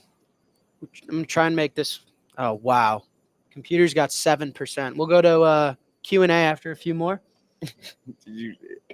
We're just gonna end the stream on the battery dive. Yeah, my computer's got 7%. At some point, it's gonna Unless, is there an outlet around here? No. end. No. Okay, here's my question. There's a storied early Bitcoin developer. You guys need to give me their full name, and I'll give you 2 clues. 1, they started contributing to Bitcoin when they were in high school. 2, their nickname is after their hair color. Who is this storied Bitcoin developer? Full real name. They started contributing to Bitcoin in high school, and their nickname is after their hair color. It is not Peter Woolley. It is not Malmy. It is not Hal Finney. Wow. No. It is not me. Wow. It is not Peter Todd. It is Matt Corallo. Ding, ding, ding. Josiah. Yeah, Josiah got it. Ding, ding, ding. Dylan, Josiah is the winner. Correct. The Blue Matt, as they say. Shout out the Blue Matt. Storied Bitcoin developer. Absolute legend. Thankful for you. All right. I say we do one more question I got a good one. and rip some Q&A. All right. Last question from the Odell, all caps. This Bitcoin developer met with the CIA, and then Satoshi left. Oh, that's a great one. What Bitcoin developer met with the CIA and then Satoshi disappeared? Not Jeff Garzik. It is not Jeff Garzik. It is Not not the the Winklevoss twins. Not Guy Fieri. Come on. Gavin. Full name. Full name. Carl, no. There we it go. is. There we go. Neo B- BTC. Neo BTC. Neo BTC, Dylan. Neo BTC. Shout out Neo BTC. Gavin Anderson. Neo was Andreessen. Neo was a big winner of trivia last week.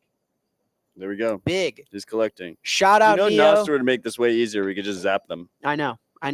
We'll get there. I bet you the Nostr chat's getting it first every time. There's nothing I could do. There's nothing I can do. That stream needs a reshoot. Yeah. Yeah. Someone should We're build working on that. it. It's early. It's early. Great. All right. I would do more trivia, guys. My computer's on 4%. So we're gonna have to blitz through and I'm in the jungle. In the jungle. Bitcoin Tarzan, they say. I didn't say that. They said that. They're calling me the Bitcoin Tarzan. I can't charge my laptop in the jungle. So more Q&A next week, but expect the Q&A. Give me feedback, guys. You guys can't hurt my feelings. Like I said, this for me is keep it real, keep it authentic. No sponsors.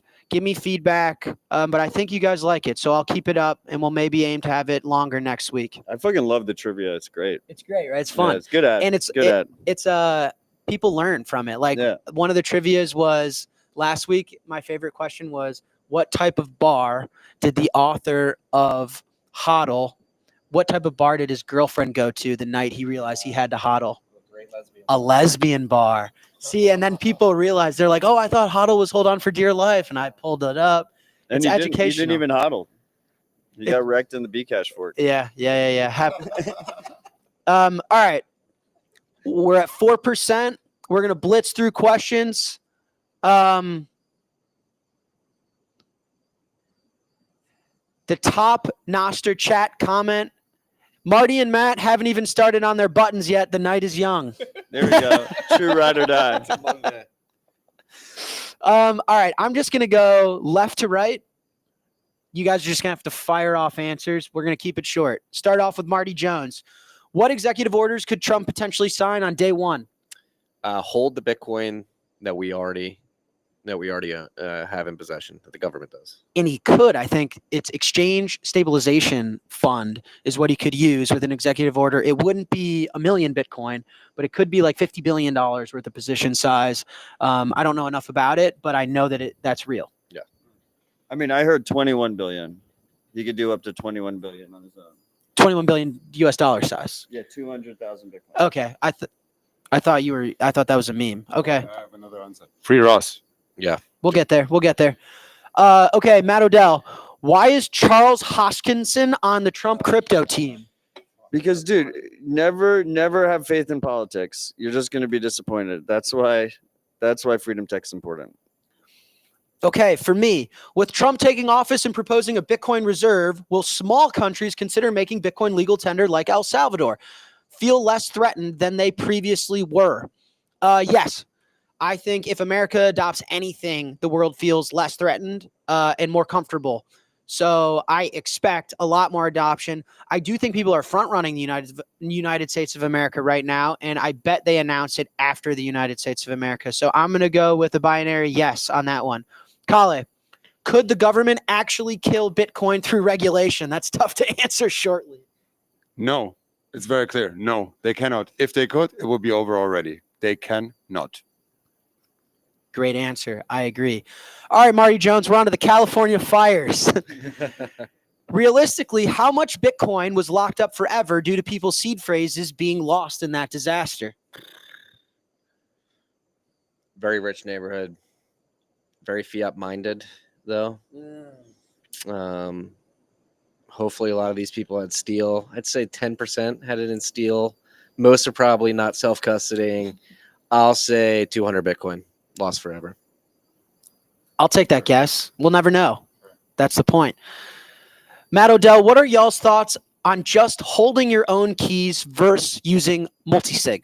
I feel like everyone is pushing multisig now, and I feel like that comes with its own risks. You're correct. Complexity adds risk. You have to think of your own threat model. Multisig is fantastic for organizations. It's particularly great for public individuals that have a more intense threat model. You don't want a single point of failure in that kind of threat model. But for the average person, you just do simple single sig, maybe add a passphrase, keep duplicates of your seed phrases. You're probably better off. Complexity kills you. More people lose Bitcoin through accidents than they do through theft. Agree. Okay, for me, some essential basics on this type of preparedness for newcomers can be very helpful. That is not a question, that is a statement. But I agree with that statement. I agree. There's a lot of good information out there, and maybe we can contribute more to that. I would say maybe in the show notes, we can provide some links to some basics and type of preparedness. I liked that one. But I agree with you 100%. We'll take that and contribute a bit more there. Calle, now we're on to Noster. Wow, this is all working out very well. Marty Jones handled the LA fires. Calle Noster, this is great. Can anyone explain how bots won't go completely out of control on Noster? How can you stop fake accounts if it's decentralized? This seems like an all caps huge problem. First of all, we don't want to stop bots. We want more bots. right? We're looking at it from a different angle. We want bots to provide all possible information on Nostr. Second of all, you cannot stop them because it's basically free to create a Nostr identity. So the servers won't be able to stop them. What you will do is, though, you can stop them locally. So even if the bots will be able to post whatever they want, you can just filter them out on your local client. So I'm pretty sure that all basic detection mechanisms will be good enough for you to filter out spam and advertisement that you don't want to see. Okay, guys, the laptop's on 1%. So if the stream ends, that means the laptop died. Man of the people, they say. So we're just going to go until the laptop dies.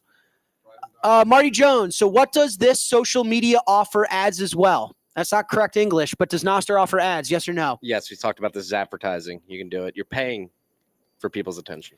Matt, can Nostr be hacked since it's not backed by hash?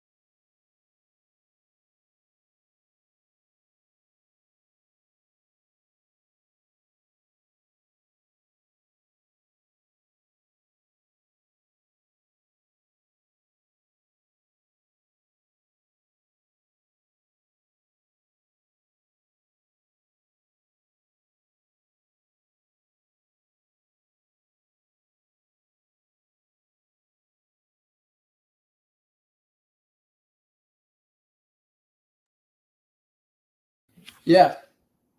Did you say 5,000 or 50,000 stats for trivia question? 50. Oh, so $50. I think I'm back live.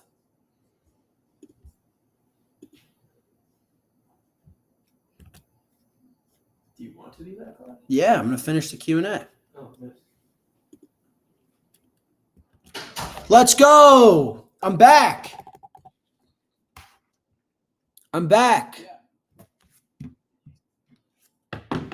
Chad, are you still there? We're now in my room. Back from the dead. I thought they were gonna end the stream, but the stream didn't end. I was getting notifications to my phone that the stream was still live. I ran in my room, plugged the laptop in, boom, I'm back. I'm back. I'm out of the jungle. And I'll finish Q&A if you guys are still here. If you guys are still here, this is amazing. This is amazing. You guys are the best. Let me tell you something. You'll never find a podcast like this. No sponsors, no ads, pure me. And I wanted to tell you guys too, we're going to have a bunch more guests on here because I know that you guys want to come here to learn more about Bitcoin. And I'm doing this kind of on the fly. I'm not a podcaster. This isn't my full-time thing, obviously. but I really enjoy it. And I really like what we're building here. So the next few weeks, we're going to have some guests. We're going to have Alex Gladstein on for an actual podcast episode. We're going to have Preston Pish on. Preston's going to come on. We're going to have a real podcast episode.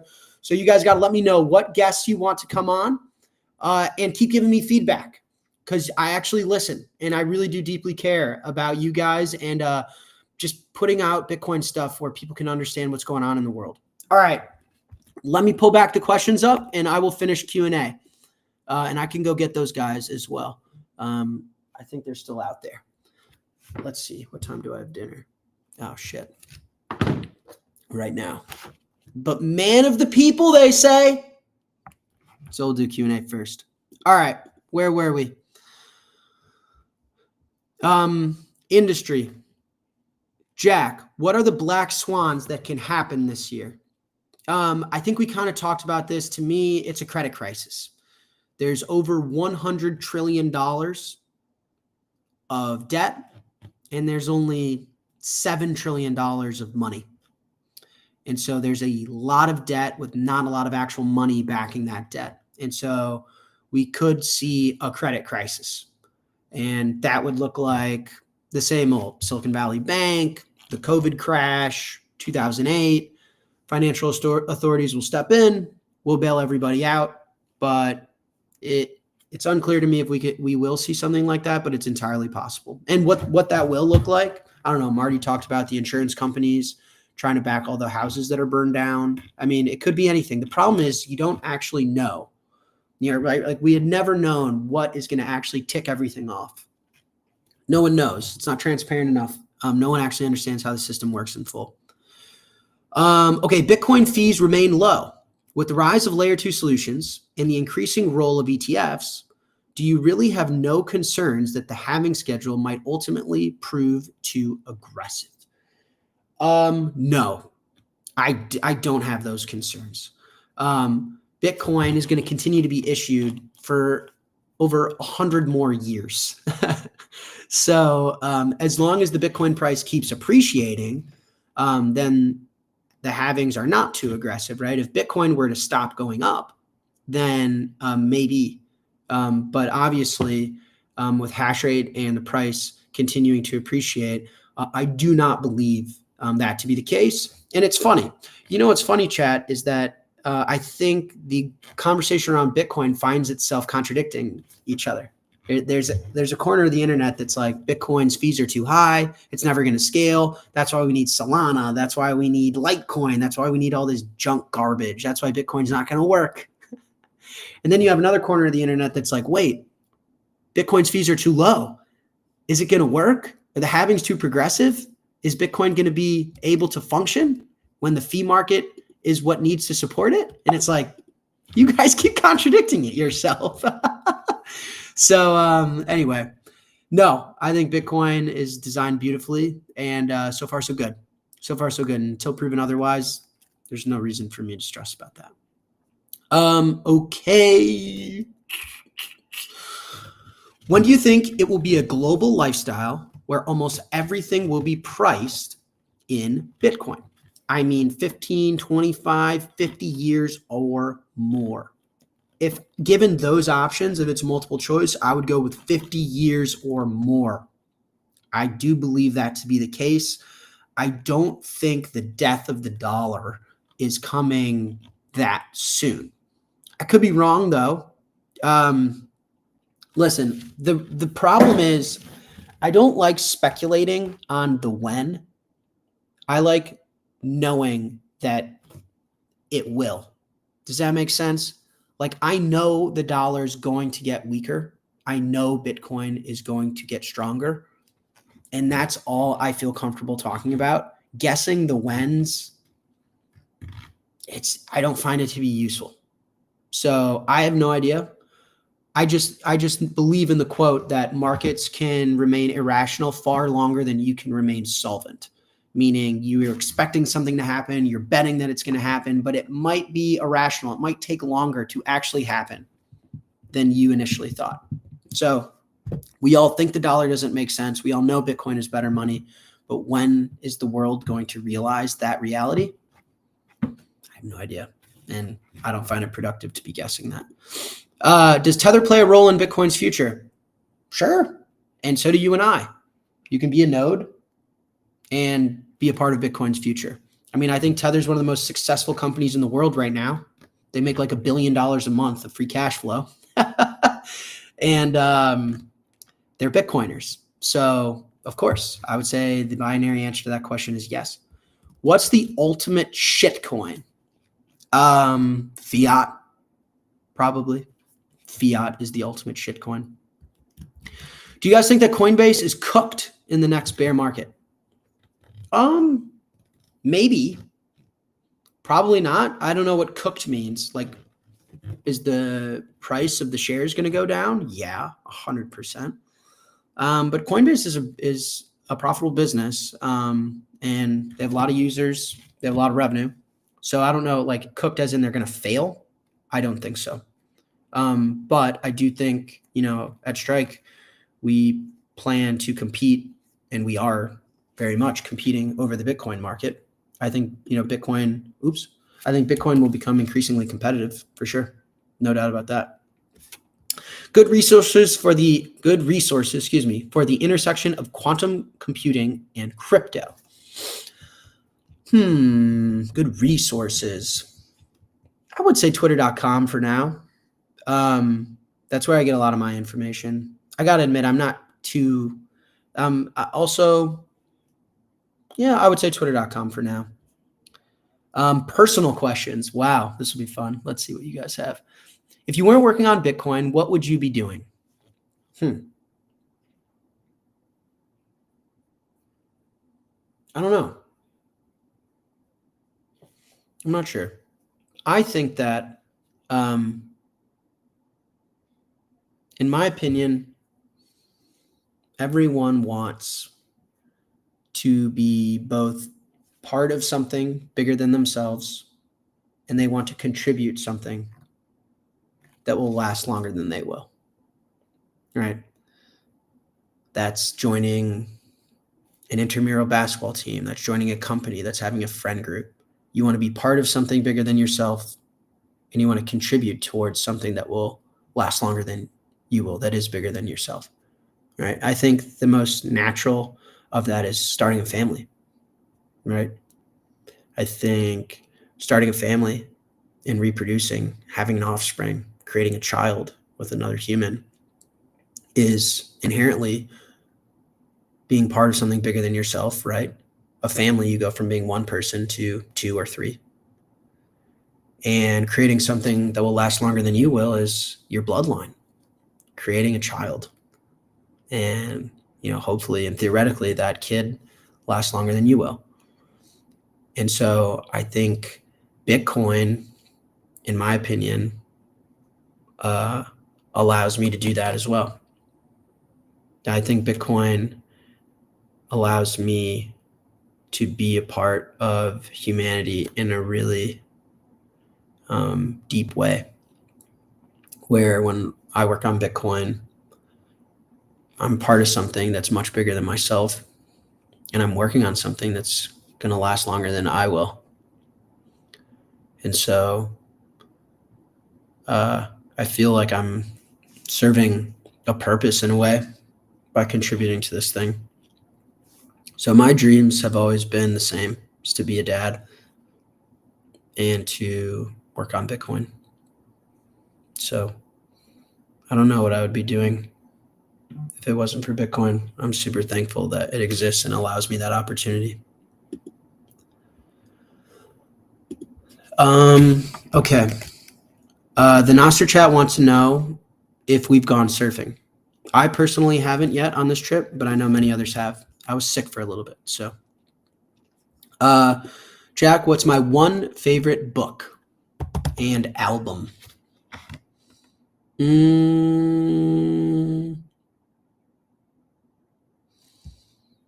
My one favorite book, The Bitcoin Standard. Maybe that's a cop-out answer. Shout out to Safety, but that's what came to my head. My one favorite album? I'll say College Dropout, Kanye West. What are some areas in Nostr or Bitcoin that could use some love from engineers? Everywhere. I think for Nostr, there's a lot to do. There's a lot to build.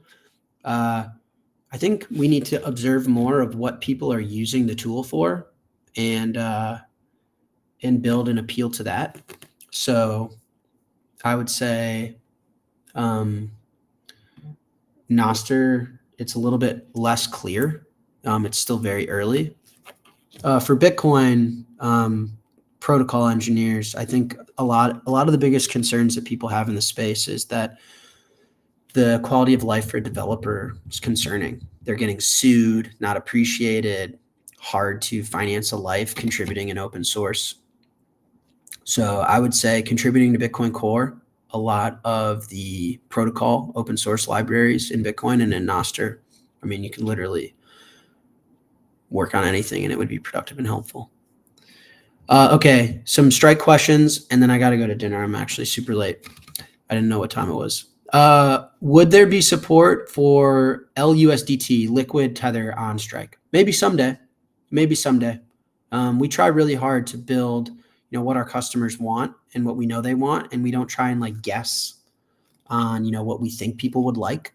So there's always features that, a few people are really interested in, but we serve more than a few. So, you guys know I'm working pretty hard on some Bitcoin loans and lending stuff, and maybe we can take a look after.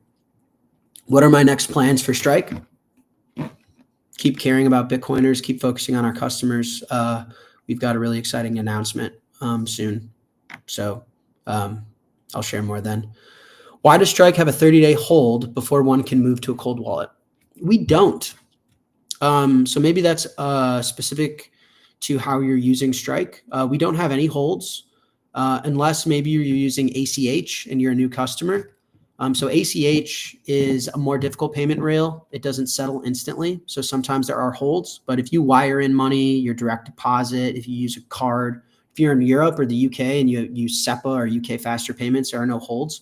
We try really, really hard to make sure that customers can get their Bitcoin off the platform as fast as they want and on their own terms. So I would reach out to the team or reach out to me. I can take a look. 30-day hold doesn't sound like us. I believe it, not calling you a liar. But the question, why does Strike have a 30-day hold? We don't have a 30-day hold. That's not something we do. It must be particular to whatever's going on. Last question, do you see Strike introducing a signing device in the future? Possibly. I'm not sure. I plan on being the CEO of Strike forever. I'm 30. I pray that I'm still young in this life and I'll be around for a bit. And so who knows what we'll build? Who knows? And the focus is really just on Bitcoiners and our customers. So if that's what our customers need from us and that's what the free market needs from us, I know we could do anything. But it's not in our immediate plans. I think there's a lot of good products out there that our customers use and seem to be happy with. There's other things that people don't have yet that we can certainly provide. Fair enough, chat. Fair enough. Wow, there's still 9,500 of you, 9,700 of you hanging out with me. Okay, listen, here's the deal, guys. Another good rip. Thank you so much for supporting me and the podcast. If you guys can please subscribe to my YouTube channel. So I have this goal now, 100,000 subscribers before the year's over. I think we started we're gaining a lot. We're at over 16,000 now. If you haven't, please subscribe. And if you can, please like the episode. I got a lot more guests coming to you guys. So what I'll keep doing is the Monday shows. So every Monday, it'll be me, maybe a few other guests. Keep giving me feedback, who you guys like, who you don't like. Every Monday, you'll get a live stream out of me. But we'll start having more normal podcast episodes where it's less me ranting at you guys and screaming my opinions and bringing guests on and asking them questions. So next week, I'll have Alex Gladstein on. We'll learn a lot about the intersection between human rights and Bitcoin. After that, I'll have Preston Pish on. We'll learn a lot about macroeconomics, financial markets, and its intersection with Bitcoin. So let me know what other guests you guys have. I know you guys want Sailor. We can do that. I'll have some more guests on, and we'll do more formal classic podcast episodes, and we'll also do the live streams. So keep feeding me feedback. Keep letting me know what you guys want. It's really cool that you guys look to me and this podcast for Bitcoin content and to learn. And hopefully, we're building trust, and I'm building trust with you guys that no sponsorships, no ads. We keep it super pure, authentic. A lot of me in the empty closet and my brand and how I represent and carry myself is I just don't think the world wants more politicians and corporate bald CEOs in suits telling you what to do.